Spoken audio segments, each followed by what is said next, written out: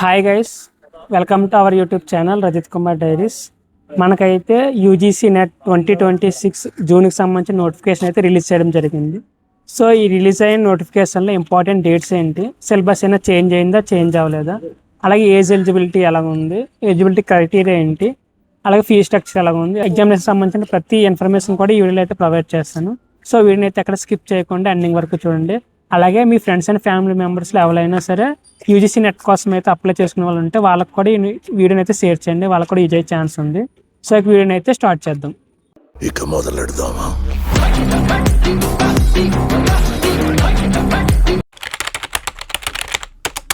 So firstly మనం ఈ notification సంబంధించిన ఇంపార్టెంట్ డేట్స్ అయితే చూద్దాం. ఇక్కడ డిస్ప్లే చేస్తాను, మీరు కూడా ఒకసారి అబ్జర్వ్ చేయండి. సో ఇక్కడ మనం నోటిఫికేషన్ సంబంధించిన ఇంపార్టెంట్ డేట్స్ విషయానికి వస్తే, మనం ఎగ్జామినేషన్ కోసం రిజిస్టర్ అవ్వడానికి అంటే అప్లికేషన్ పెట్టుకోవడానికి మనకి ఏప్రిల్ 29 అంటే నిన్నటి నుంచి మే 20, సో నెక్స్ట్ మంత్ 20 వరకు కూడా మనకు ఛాన్స్ ఉంది. సో ఈ టైంలో మనం ఎవరన్నా సరే ఈ ఎగ్జామినేషన్ కోసం అప్లై చేసుకుందామంటే అప్లై చేసుకోవచ్చు. అలాగే మే 20 కల్లా మీరు last date for successful transaction of examination fee, అంటే మీ ఎగ్జామినేషన్ ఫీ అనేది 20 లోపు ఖచ్చితంగా 20 డేట్ కల్లా మీరు అయితే పే చేయాల్సి ఉంటుంది. అది మీ త్రూ క్రెడిట్ కార్డ్ కానీ, debit card, net banking, UPI payment, ఈ మోడ్స్ ద్వారా మీరైతే అమౌంట్ అయితే పే చేయాల్సి ఉంటుంది. తర్వాత మే 22, 24 ఈ 2 days మధ్యలో మీరు ఏమన్నా ఇన్కేస్ మీరు అప్లికేషన్ పెట్టినప్పుడు ఏమన్నా మీరు మిస్టేక్స్ చేసినా అవి మిస్టేక్స్ని రెక్టిఫై చేసుకోవడానికి మిస్టేక్స్ కరెక్షన్ చేసుకోవడానికి 2-3 days అయితే మనకు టైం ఉంది. సో కరెక్షన్లో కూడా అన్నీ కూడా చేంజ్ చేయడానికి అయితే ఛాన్స్ ఉండవు. వాళ్ళు ప్రొవైడ్ చేసిన కొన్ని వాటి మాత్రం మనం చేంజ్ చేసుకోవడానికి ఛాన్స్ ఉంటుంది. సో క్యాస్ట్ కొన్ని వాటికైతే మనకి అవి కరెక్ట్ చేసుకునే ఛాన్స్ ఇవ్వకపోవచ్చు. సో మీరు అప్లై చేసుకునేటప్పుడు కొంచెం జాగ్రత్తగా అప్లై చేసుకోండి. సో ఈ మీకు ఒక బుక్లెట్ ఇక్కడ ఇన్స్ట్రక్షన్ బుక్లెట్ అయితే మీరు ఈ అఫీషియల్ వెబ్సైట్లోకి వెళ్తే మీకు ఉంటుంది. ఒకసారి డౌన్లోడ్ చేసుకుని చూస్తే మీకు క్లియర్గా అర్థమవుతుంది అనమాట. సో వీలైనంత వరకు అప్లికేషన్ టైంలో ఎటువంటి మిస్టేక్స్ అయితే చేయొద్దు. ఇంక చూస్తే మనకి జూన్ 10వ తారీఖున మీరు ఏ సెంటర్లో ఎగ్జామినేషన్ రాయాలనేది వాళ్ళకి ఇన్ఫర్మేషన్ అయితే తెలుస్తుంది. అంటే మీరు అప్లికేషన్ పెట్టేటప్పుడే అక్కడ చూపిస్తుంది 4-5 ఆప్షన్స్ పెట్టుకోవాలని. బట్ మోస్ట్లీ టాప్ టూ కూడా కాదు, టాప్ 1లోనే మీకు వచ్చే ఛాన్స్ అయితే ఉంటుంది. సో మీకు 10వ తారీఖు జూన్ కల్లా మీకు ఎక్కడైతే సెంటర్ అనేది కూడా మీకు తెలియడం జరుగుతుంది. సో ఇంకా జూన్ 15 ఏంటంటే మీ ఎగ్జామ్కి సంబంధించి అడ్మిట్ కార్డ్ మీరు డౌన్లోడ్ చేసుకోవడానికి డేట్ అనమాట. వెబ్సైట్ నుంచి మీరు 15వ తారీఖు కల్లా మీరైతే అడ్మిట్ కార్డ్ని డౌన్లోడ్ చేసుకుని మీ ఎగ్జామినేషన్కి అయితే హాజరవ్వచ్చు. సో ఇకపోతే ఎగ్జామినేషన్ డేట్స్ ఇక్కడ క్లియర్గా మనకి ఇవ్వడం జరిగింది. జూన్ 22 నుంచి 30 జూన్ వరకు ఈ 8 to 9 days మధ్యలో మీకు ఎగ్జామినేషన్ అయితే కండక్ట్ చేయడం జరుగుతుంది. సో ఎగ్జామినేషన్ కూడా మీకు shift, A timings, but A subject, ప్రతి సబ్జెక్టు ఒక్కో డే ఒక్కో షిఫ్ట్లో జరిగితే సో మీకు ఆ అడ్మిట్ కార్డులో అక్కడ మెన్షన్ చేస్తారు మీ సబ్జెక్ట్ ఏంటి, మీరు ఏ షిఫ్ట్, మీ ఏ సెంటర్ అనేది. సో ఆ టైంలో మీరు ఆ ఎగ్జామ్ అయితే వెళ్ళి అటెండ్ అయ్యి మీరు ఎగ్జామినేషన్ అయితే రాయాల్సి ఉంటుంది. సో ఇంకా చాలా మందికి ఉండే డౌట్స్ ఏంటంటే ఎగ్జామినేషన్ ఫీజు ఎలా ఉంటుందని కూడా చాలా మంది డౌట్స్ ఉన్నాయి. సో అవి కూడా ఇక్కడ మనకు క్లియర్గా మెన్షన్ చేయడం జరిగింది. ఎవరైతే జనరల్ కేటగిరీ వాళ్ళు ఉంటారో వాళ్ళు యూజీసీ నెట్ ఎగ్జామినేషన్ రాయాలనుకుంటే వాళ్ళు 1150 రూపాయలు అయితే పే చేయాల్సి ఉంటుంది. అలా కాకుండా జనరల్ కేటగిరీ ఈడబ్ల్యూఎస్ కానీ, ఓబీసీ కేటగిరీలో ఎవరైనా ఉంటే వాళ్ళు అయితే 600 రూపీస్ అయితే మీరు ఎగ్జామినేషన్ ఫీజు కింద అయితే పే చేయాల్సి ఉంటుంది. అలా కాకుండా SC, ST category or person with disabilities అంటే హ్యాండిక్యాప్ పర్సన్ ఎవరైనా ఉంటే వాళ్ళు 325 రూపీస్ అయితే పే చేయాల్సి ఉంటుంది. సెట్ ఎగ్జామ్తో పోల్చుకుంటే యూజీసీ నెట్ ఎగ్జామ్ యొక్క ఫీజు అయితే కొంచెం రీజనబుల్ ప్రైజెస్లోనే ఉన్నాయి. బట్ సెట్ ఎగ్జామ్కి అయితే ఓబీసీ కేటగిరీ వాళ్ళే 1300 అలా తీసుకున్నారు. బట్ నెట్ ఎగ్జామ్కి అయితే దాంతో పోల్చుకుంటే కొంచెం తక్కువ అమౌంట్ ఇక్కడ మనకి తీసుకోవడం జరుగుతుంది. సో ఇవి ఫీ స్ట్రక్చర్ సంబంధించిన ఇన్ఫర్మేషన్. సో మీకైతే క్లారిటీ వచ్చిందని అనుకుంటున్నాను. ఇంకా నెక్స్ట్ ఎగ్జామినేషన్ ప్యాటర్న్ విషయానికి వస్తే చాలా మందికి ఉన్న డౌట్ ఏంటంటే, అంటే యూజీసీ నెట్లో కూడా మనకి నెగిటివ్ మార్కింగ్స్ యాడ్ చేస్తారని చెప్పి అంటున్నారు చాలా డేస్ నుంచి. అంటే ఇప్పుడు కాకపోయినా 2 years ఆర్ 2-3 ఎగ్జామ్స్ ఈ టైంకి నెగిటివ్ మార్కింగ్స్ కూడా యాడ్ చేసే అవకాశం ఉందని అంటున్నారు. బట్ అది ఎంతవరకు అవుతుందో తెలియదు. బట్ ప్రజెంట్ ఈ ఎగ్జామ్ వరకు అయితే నెగిటివ్ మార్క్స్ అయితే లేవు. మీకు ఎప్పుడు ప్రీవియస్గా జరిగేటట్టే నార్మల్గానే ఉంటుంది. ఇంక ఎగ్జామినేషన్ వచ్చి మీకు 3 hours అయితే టైం ఉంటుంది, 180 minutes. ఆ 180 minutes కూడా మీకు నో బ్రేక్ అనమాట. బ్రేక్ ఏమి ఉండదు. కంటిన్యూస్గా పార్ట్ 1, పార్ట్ 2 మీకు అయితే క్వశ్చన్ పేపర్లు ఇవ్వడం జరుగుతుంది. కంప్లీట్గా పార్ట్ 1, పార్ట్ 2 కూడా మీరు ఇచ్చిన 3 hours మీరు ఎగ్జామ్ అయితే ఫినిష్ చేయాల్సి ఉంటుంది. సో ఇంక ఎగ్జామినేషన్ కూడా ఆన్లైన్లోనే జరుగుతుంది. మోస్ట్లీ మీరు మీరు ఎక్కడైతే సెంటర్ వచ్చిందో అక్కడ ఆన్లైన్లో డిజిటల్గానే మీకు ఎగ్జామినేషన్ అయితే కండక్ట్ చేయడం జరుగుతుంది. ఎగ్జామినేషన్ అయితే ఎప్పటిలాగే 85 subjects అయితే కండక్ట్ చేయడం జరుగుతుంది. సో మీరు ఏ సబ్జెక్ట్ అయితే రాయాలనుకున్నారో ఆ సబ్జెక్ట్ సంబంధించి క్వశ్చన్ పేపర్ అయితే రావడం జరుగుతుంది.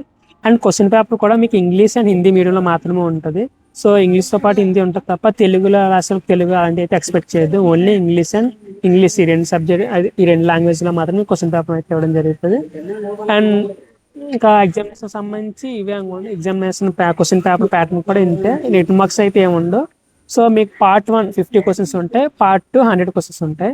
పార్ట్ 1 ఏంటంటే రీజనింగ్, మెంటల్ ఎబిలిటీ, లైక్ అంటే టీచింగ్ యాప్టిట్యూడ్. అంటే మీరు రాసి 80 సబ్జెక్టులు ఏ సబ్జెక్ట్ అయినా రాయండి, బట్ మీకు పార్ట్ 1 అయితే పేపర్ 1 అయితే అందరికీ సేమ్ 50 క్వశ్చన్స్ ఉంటాయి. పార్ట్ 2 ఏంటంటే మీరు ఏది రెస్పెక్టివ్ సబ్జెక్ట్ ఏదైతే రాస్తున్నారో ఆ సబ్జెక్ట్ సంబంధించిన క్వశ్చన్స్ అయితే ఉంటాయి. 100 క్వశ్చన్స్ వస్తాయి. So every question carries 2 marks. Part 1కి 50 క్వశ్చన్స్ కాబట్టి ఎవ్రీ క్వశ్చన్ 2 మార్క్స్ కాబట్టి 100 క్వశ్చన్స్ 50 క్వశ్చన్స్కి 100 మార్క్స్ వస్తాయి. అలాగే పార్ట్ బిలో 100 క్వశ్చన్స్కి 2 మార్క్స్ చొప్పున 200 మార్క్స్, టోటల్ 300 మార్క్స్ అయితే మీ ఎగ్జామినేషన్ అయితే ఉంటుంది. సో ఇది ఎగ్జామినేషన్ ప్యాటర్న్ సంబంధించి. సో మీకు క్లారిటీ వచ్చిందని అనుకుంటున్నాను. ఇంకేమన్నా నేను మిస్ చేస్తున్నా, మీకు ఏమన్నా ఎగ్జామినేషన్ ప్యాటర్న్ సంబంధించిన డౌట్స్ ఉన్నా కింద కామెంట్ చేయండి, నేనైతే రిప్లై ఇవ్వడానికి చూస్తాను. అండ్ నెక్స్ట్ సిలబస్ విషయానికి వస్తే చాలామంది సిలబస్ ఏంటని చెప్పి అడుగుతున్నారు. సో సిలబస్ కూడా మోస్ట్లీ అంటే ఏమాత్రం చేంజ్ చేయలేదు. ప్రీవియస్గా ఎప్పుడైతే 2025 నెట్ ఎగ్జామ్ సంబంధించిన సిలబస్ ఏముంది యాస్టిజ్ అదే సిలబస్ అయితే ఇప్పుడు కూడా ఉంది. సిలబస్ ఎటువంటి చేంజెస్ అయితే వాళ్ళు చేయలేదు. సో సిలబస్ విషయానికి వస్తే ఇంతే. ఇంకా నెక్స్ట్ అంటే ఈజీసీ నెట్ సంబంధించి క్వాలిఫికేషన్ సినారియో. అంటే మనకి EGC net mainly 3 stages qualification అయితే వాళ్ళు రిలీజ్ చేయడం జరుగుతుంది. సో ఆ 3 స్టేజెస్ ఏంటంటే first JRF and assistant professor and just qualified net qualification అనమాట. సో ఈ 3 స్టేజెస్ కూడా మనకు ఉంటాయి. సో ఇందులో ఏంటంటే ఈ క్వాలిఫైయింగ్ కూడా మీకు వచ్చే మార్క్స్ బట్టి మీరు ఏ కేటగిరీలో క్వాలిఫై అని చెప్పి వాళ్ళు మనకి ఇవ్వడం జరుగుతుంది.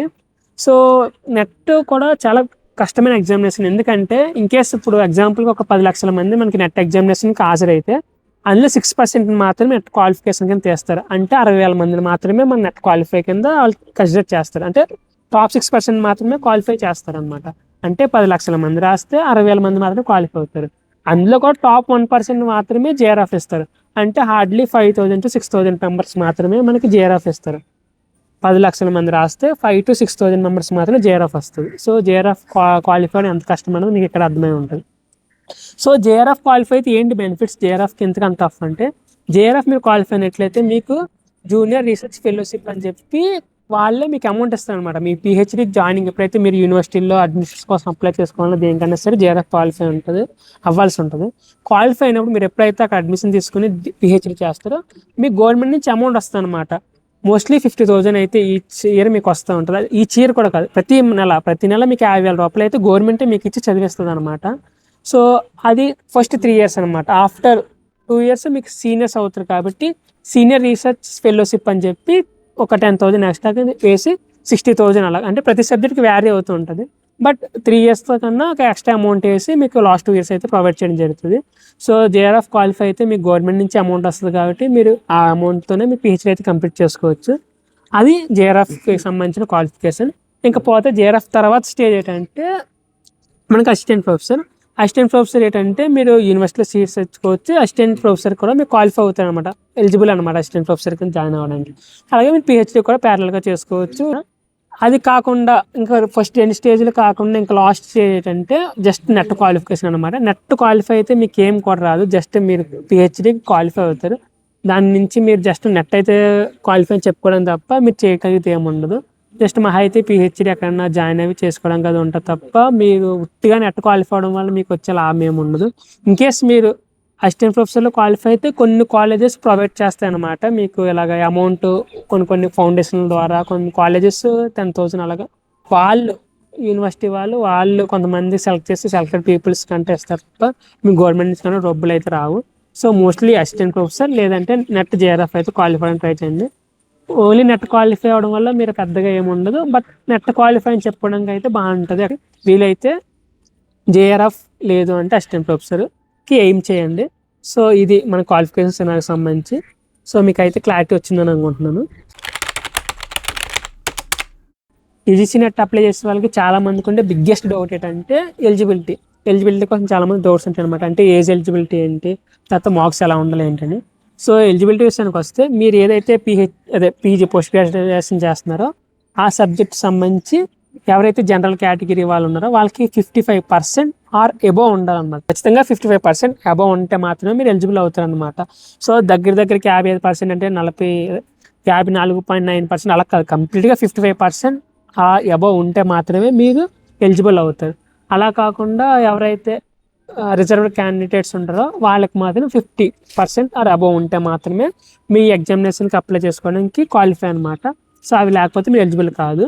సో ఇంకా అలాగే చాలామందికి ఏజ్ కోసం డౌట్ ఉంటుంది. ఏజ్ విషయానికి వస్తే ఎవరైతే 30 ఇయర్స్కి లోపు ఉంటారో వాళ్ళు మాత్రమే జేఆర్ఎఫ్కి మీరు ఎలిజిబుల్ అనమాట. నార్మల్ నెట్ ఎగ్జామ్ రాసుకోవచ్చు అసిస్టెంట్ ప్రొఫెసర్కి, ఓకే. కానీ బట్ జేఆర్ఎఫ్ క్వాలిఫై అవ్వాలంటే మీకు ఎలిజిబిలిటీ కింద ఖచ్చితంగా మీ ఏజ్ అనేది 30 లోపు ఉండాలి. అది ఎవరికి జనరల్ కేటగిరీ పీపుల్కి అయితే 30. మీకు ఈ ఎగ్జామినేషన్ ఎప్పుడైతే కండక్ట్ చేస్తున్నారో ఆ మంత్ యొక్క మొదటి తారీఖు కల్లా 30 అయితే క్రాస్ అవ్వకూడదు. అంటే ఈ 2026 జూన్ నెలలో మనకి కండక్ట్ చేస్తున్నారు. జూన్ 1 కల్లా మీ ఏజ్ అన్నది 30కి దాటి ఉండకూడదు. 30 లోపు ఉంటే మాత్రమే మీ జేఆర్ఎఫ్కి ఎలిజిబుల్. అలా కాకుండా ఎవరైతే reserve candidates and women category ఉమెన్స్కి 35 ఇయర్స్ వరకు కూడా వాళ్ళు జేఆర్ఎఫ్ కోసం అయితే ఎలిజిబుల్, వాళ్ళు అప్పటి వరకు కూడా రాసుకోవచ్చు. బట్ మిగిలిన వాళ్ళందరూ కూడా నార్మల్ అసిస్టెంట్ ప్రొఫెసర్కి నెట్ ఎగ్జామ్కి అయితే ఎలిజిబుల్. సో ఏజ్ విషయంలో కూడా మీకు క్లారిటీ వచ్చిందని అనుకుంటున్నాను. సో ఇంక ఎగ్జామినేషన్కి ఎలా ప్రిపేర్ అవ్వాలి అనే విషయానికి వస్తే యూజీ నెట్ అయితే కొంచెం కష్టమైన ఎగ్జామినేషన్. అది జేఆర్ఎఫ్ క్వాలిఫై అవ్వడం అంటే చాలా కష్టమైన పని. ముందు నుంచి చదువుతున్నామంటే ఓకే, బట్ ఎప్పుడైతే మన నోటిఫికేషన్ పడింది ఇప్పటి నుంచి నేను స్టార్ట్ చేస్తాను అని అనుకుంటే మాత్రం మనకి నోటిఫికేషన్ అప్లికేషన్ డేట్ నుంచి మనకి ఎగ్జామ్ వరకు అయితే హార్డ్లీ 2 months కూడా లేదు, 2 months కన్నా తక్కువ ఉంది. సో మీరు క్వాలిఫై అవ్వాలి యూజీసీ నెట్ కోసం బాగా సీరియస్గా ఉన్నట్లయితే ఒక రోజుకి వచ్చే మీరు 5 to 6 hours ఫోకస్డ్గా చదివితే మాత్రమే మీరు క్వాలిఫై అయ్యే ఛాన్స్ ఉంటుంది. అందులోనే జేఆర్ఎఫ్ క్వాలిఫై అంటే 10 to 12 hours పైన చదివితే తప్ప మీరు జేఆర్ఎఫ్ క్వాలిఫై ఛాన్సెస్ చాలా తక్కువ. ఎందుకంటే చెప్పాం కదా 10 లక్షల మంది రాస్తే అందులో ఇన్కేస్ ఎగ్జామ్లో 10 లక్షల మంది రాస్తే అందులో ఓన్లీ 5 to 6,000 మెంబర్స్కి మాత్రమే జేఆర్ఎఫ్ ఇస్తారు. అంటే కాంపిటీషన్ అంత ఎక్కువగా ఉంటుంది, మీరు అర్థం చేసుకోండి. సో ఎవరైతే రాయాలనుకుంటున్నారో క్వాలిఫై అవ్వాలనుకుంటున్నారో ఖచ్చితంగా జేఆర్ఎఫ్కి ఎయిమ్ చేయండి. జేఆర్ఎఫ్ అసిస్టెంట్ ప్రొఫెసర్ ఈ స్టేజెస్కి మీరు ఎయిమ్ చేస్తేనే అట్లీస్ట్ నెట్ అయినా క్వాలిఫై అవుతారు. ఓన్లీ నెట్టే క్వాలిఫై అవుతుంది అనుకుంటే మీరు ఖచ్చితంగా నెట్ కూడా క్వాలిఫై స్టేజ్ వరకు అయితే మీరు వెళ్ళరు. ఖచ్చితంగా మీ ఎయిమ్ అయితే కొంచెం టాప్ పొజిషన్స్కి ఇవ్వండి. అప్పుడే మీరు ప్రిపరేషన్ స్ట్రాటజీలు కూడా కొంచెం ఎక్కువగా కష్టపడడానికి ప్రయత్నిస్తారు. సో మోస్ట్లీ ఇంతే, నాకు తెలిసినంత వరకు నేనైతే అన్నీ చెప్పానని అనుకుంటున్నాను. ఇంకా ఏమైనా డౌట్స్ ఉన్నా, ఇంకా నేనైనా మిస్ చేసి ఉన్నా ఖచ్చితంగా కామెంట్ సెక్షన్లో అయితే తెలియచేయండి. నేనైతే మీకు అవి రిప్లై ఇవ్వడానికి అయితే చూస్తాను. ఇంకా ఇంకేమున్నా మ్యాక్సిమం అన్నీ చెప్పాను అనుకుంటున్నాను. ఇంకా మీకు ఇన్కేస్ ఏమైనా డౌట్స్ ఉంటే మీకు వెబ్సైట్లోకి అయితే వెళ్ళండి. అఫీషియల్ వెబ్సైట్ సంబంధించిన లింక్ కూడా కింద నేను ప్రొవైడ్ చేస్తాను. అఫీషియల్ వెబ్సైట్లోకి మీరు వెళ్ళండి. సో ఈ అఫీషియల్ వెబ్సైట్ ఏంటంటే మీరు రిజిస్ట్రేషన్ నుంచి మీరు తర్వాత క్వాలిఫై ఎగ్జామినేషన్ పాస్ అయ్యి మీ సర్టిఫికేట్ డౌన్లోడ్ వరకు ప్రతిదీ కూడా మీకు అఫీషియల్ వెబ్సైట్లోనే మీకు ఇన్ఫర్మేషన్ అయితే ఉంటుంది. మీరు వేరే దగ్గరికి ఎక్కడికి వెళ్ళాల్సిన అవసరం లేదు. సో మీరు రిజిస్ట్రేషన్ ఎలా చేయాలో కూడా మీకు అక్కడ వెబ్సైట్లో క్లియర్గా మెన్షన్ చేసి ఉంటుంది. సో ఇన్కేస్ మీకు రిజిస్ట్రేషన్ కోసం డౌట్స్ ఉన్నా సరే నేను ఒక వీడియో చేయడానికి ట్రై చేస్తాను, రిజిస్ట్రేషన్ ఎలా చేయాలి ఏంటనేది. సో ఈ వీడియోకి అయితే ఇంతే గైస్. సో ఈ వీడియో మీకు ఏమాత్రం ఇన్ఫర్మేటివ్గా అనిపించినా వీడియోని అయితే ఖచ్చితంగా లైక్ చేయండి and me friends and family members కూడా షేర్ చేయండి. సో ఇన్కేస్ ఏమన్నా అప్డేట్స్ ఉంటే ఖచ్చితంగా నేనైతే మన ఛానల్లో పోస్ట్ చేస్తూ ఉంటాను. ఇవే డేట్స్ ఫైనల్ అంటే మేబీ ఏమైనా పోస్ట్పోన్ అయ్యే ఛాన్సెస్ అయితే ఉన్నాయి. కంపల్సరీగా పోస్ట్పోన్ అవుతాయని ఏం లేదు. అంటే ఎగ్జామినేషన్ రిజిస్ట్రేషన్కి సంబంధించిన డేట్స్ అయితే పోస్ట్పోన్ అవ్వచ్చు, బట్ ఎగ్జామినేషన్ డేట్స్ అయితే పోస్ట్పోన్ అవుతాయని అయితే అనుకోవట్లేదు. ఏమో చెప్పలేము, ఇప్పుడు ఎలా ఉంటుందో తెలియదు. ఇన్కేస్ ఏమైనా పోస్ట్ పోన్ అయినా అప్డేట్స్ ఉన్నా ఖచ్చితంగా నేనైతే ఛానల్లో అయితే పెడతాను. సో ఛానల్ అయితే సబ్స్క్రైబ్ చేసుకుని ఉంచుకోండి అప్డేట్స్ కోసం. సో అంతే గైస్, థ్యాంక్స్ ఫర్ వాచింగ్. ఎవరైతే ప్రిపేర్ అవుతున్నారో అందరికీ all the best. Thanks for watching. Have a nice day guys.